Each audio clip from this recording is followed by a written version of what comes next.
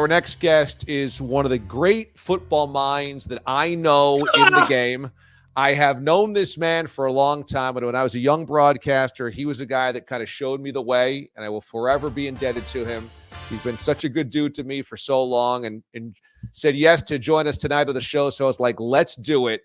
He was at NFL Network for 13 years. You watched him on the Red Zone as well for many, many seasons as well. He's going to be hosting Gold Zone again for NBC and Peacock Sports coming up for the Summer Olympics.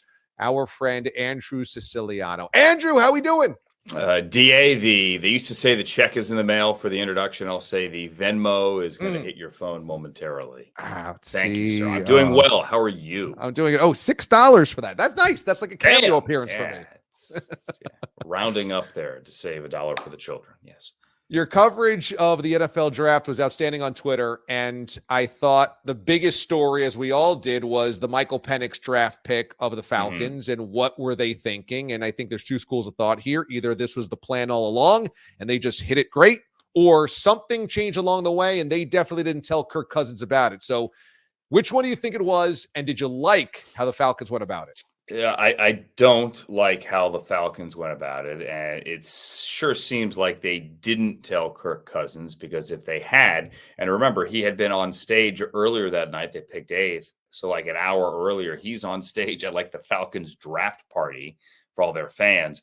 I highly doubt he would have done that, and he is a team player totally, if he had known they were drafting Michael Penix. I think, DA, my question is, if we gave Terry Fontenot truth serum back on March 14th, right, when free agency opened, and asked him right then and there, if we can tell you right now that you can get your guy, Michael Penix, who evidently you had number 1 on your board there beyond Caleb, I think, you can get him right now without moving, without trading, without giving up any current or future draft capital. You can get your guy at 8, stick and pick. Would you have written the $100 million check? I would love to know his answer, because I think you probably knew at that point that he would be there at 8. Absolutely. So I just don't get it. I mean, do you have to manage the egos now? Cousins clearly seemed blindsided by this, but he's a nice guy. So do you have to manage his ego, massage it a little bit? I don't think Kirk is going to be the guy that shuts Michael Penix out of the room. Actually, quite the opposite. I think he's going to be the team player. He's going to help. He's going to be a great mentor. Kirk Cousins is a good dude, and Kirk Cousins will not make it awkward. But any time he has a bad game, despite what Raheem Morris says, and I take Raheem at his word, I love working with him here in Los Angeles. He's a great dude as well. But he can't control sports talk radio, Twitter, Instagram, TikTok, the newspapers, if people still read the newspapers. When Kirk Cousins has a bad game, when he inevitably has that why did you throw it 5 yards on 4th and 8 moment that ends a game and they lose, then you better believe that fans are going to want Michael Penix. I'm not suggesting that he will play better football than Kirk Cousins if given an injury opportunity this year, but you know the nature of the beast. And people will root and want Michael Penix onto the field. Period. It's just the way it goes. No doubt. No doubt. What's your assessment on waiting that long for any defensive players to be taken to the first round? I think it speaks to a couple of things. Number one, it is clearly now an offensive game. I also think it just speaks to the unique nature of this draft. I remember when we were doing the Senior Bowl for NFL Network back in February. February, was that? February. We told you right then and there, the strength of this class is offensive tackle, it's wide receiver, it's corner. We thought there'd be a couple of corners that would go in the first round, and clearly the quarterbacks always get overdrafted. We knew right then and there there'd be 3 probably in the top 5. There's always one. In this case, it's J.J. McCarthy, that by the time you get to draft day moves up the board. And then we had Penix and Nix with us at the Senior Bowl. We thought they both had a shot at the first round. And if you did the math right then and there, and Daniel Jeremiah, who's amazing at this, right then and there in Mobile told you 7 or 8 offensive tackles would go in the first round. I think this year it's just the way the board fell. But when I say it's an offensive game, scoring is down, and that is a legitimate concern. Scoring has gone down in each of the last 2 or 3 seasons. and the league is looking to do something to get the scoring back up. I don't think that had anything to do with this draft, but it is a trend to keep an eye on. Wide receivers by the boatload. And we've seen so many wide receivers come in as first-round draft picks and immediately become dynamic playmakers. So from that standpoint, does it ever make any sense anymore to be spending a lot of money on a wide receiver on second contracts or bringing guys in free agency? Then seemingly rookies can come in and second-year guys and become wide receiver ones. Sure. Well, look, all the guys are now getting second contracts. Devontae Smith is getting his second contract. Jerry Jeudy, despite what you think about the Browns trade and what he did in Denver, just got a second contract. AJ Brown got a third contract on draft night as well. So those guys are going to keep getting paid, and Justin Jefferson is going to reset the market coming up shortly here as well. I'll go back to the Browns because I mentioned Jerry Jeudy. Andrew Berry, their GM, was on the podium yesterday after their whole draft wrap, and somebody said, hey, you drafted a wideout now 5 consecutive years. Why? Is that a trend? Is there a reason behind that? I might say it's because, well, they've had trouble drafting wide receivers, and some of the guys they have taken, Anthony Schwartz, David Bell, haven't exactly paid off. But I also think that if you were to chart it, and I didn't have time yet to do this today, it was on my list of things to do, I bet that the Browns aren't the only team. Matter of fact, I would bet that there are a half dozen, if not more, teams that have drafted a wide receiver 5 consecutive years. It's just the proliferation of the passing game in college football. And you have that many skilled players. And why not, in a 7-round draft, just keep drafting wide receivers? Look at kids playing 7-on-7 these days, right? That's where all the talented athletes are going. So, I would keep drafting them, and you're going to find a lot of diamonds in the rough. We have had a lot of listeners, Ravens fans, listen to us at 105.7, The Fan in Baltimore, and then 1300 as well, 1330 in Baltimore. And so they've come over here to the YouTube side of things. So I know we've got a lot of Ravens fans that are watching. And you pointed out a late round pick that you think could be a breakout star for the Ravens. Tell us about him. Yeah, it's Rasheen Ali, the running back from Marshall, who's had some injury concerns, certainly. Look, I tweeted that, and everyone came back at me. And what I said was, hey, put him in your early queue if you're in a deep league, because maybe like Keaton Mitchell, this is a young Ravens running back, and they always find guys at the bottom of the draft that do good things. This is the next guy up. I know they have Derrick Henry, but I also know that they're going to be smart. They're going to manage Derrick Henry. You can't keep giving Derrick Henry 300 touches a year. It's amazing he has lasted this long with as many 300 touch seasons. And a couple of years ago in Tennessee, when they made the playoffs, he had a 400 touch season, carries and receptions. They have to manage him because they can't be the team, the Ravens can't be the team that gets to the postseason and abandons the run. Right? They need a stable of running backs.